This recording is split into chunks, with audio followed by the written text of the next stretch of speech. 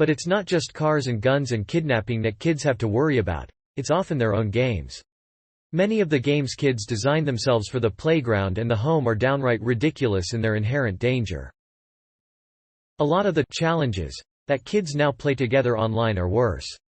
And as crazy as it is, a lot of the mass-produced, high-budget games kids buy can be the worst of all.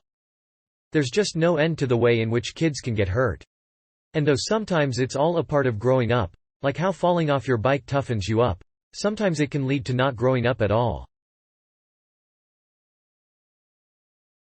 With that in mind, here are 10 of the most dangerous children's games ever invented, sold, and/or played. Oh, it's still dangerous.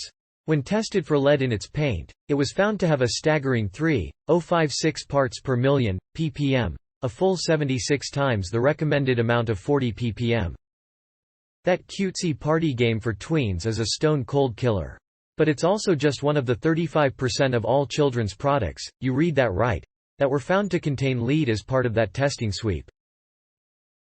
The same goes for a number of block stacking games for toddlers, but Miley, as usual, took the bulk of the public's lashing. 9 Aqua Dots. The toy that was recalled for containing a date rape drug. Bad ideas minisode. While we're on recalls, we have to mention Aqua Dots, Bindies, Aqua Beads. And while yes, they're mainly a toy instead of a game, I see you, pedants, children did make a game out of them. It's called See Who Can Go the Longest Without Being Roofied. The dots were made with the wrong plasticizer, the chemical that makes them squishy. The one mistakenly used, if swallowed, promptly turns into GHB, commonly known as the date rape drug. In 2015, the manufacturer lost a lawsuit from affected parents, and now any Google search for Aqua Dots yields the result: Aqua Dots loses date rape drug poisoning lawsuit. Oof. Roblox is one of the most downloaded apps on the planet, and some 40 million people, mostly young kids, play it daily. It's an online game where kids interact with a simulated world, each other, and, unfortunately, a whole load of child predators. In one case, an adult messaged an 11-year-old on Roblox and threatened to harm them and their family if they didn't send nudes pictures.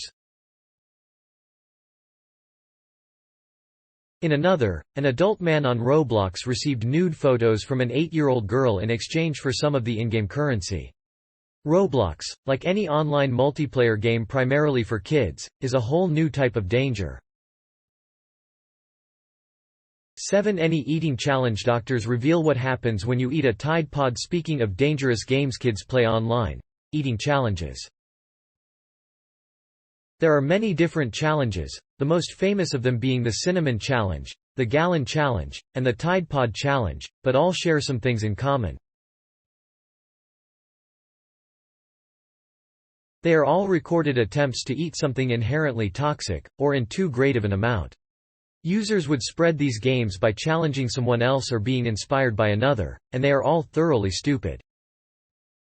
The Tide Pod Challenge, which is just eating laundry detergent, killed at least 8 people, most of them children or young adults. Though it has not led to fatalities, the Cinnamon Challenge has put multiple kids in the hospital with scarred and even collapsed lungs.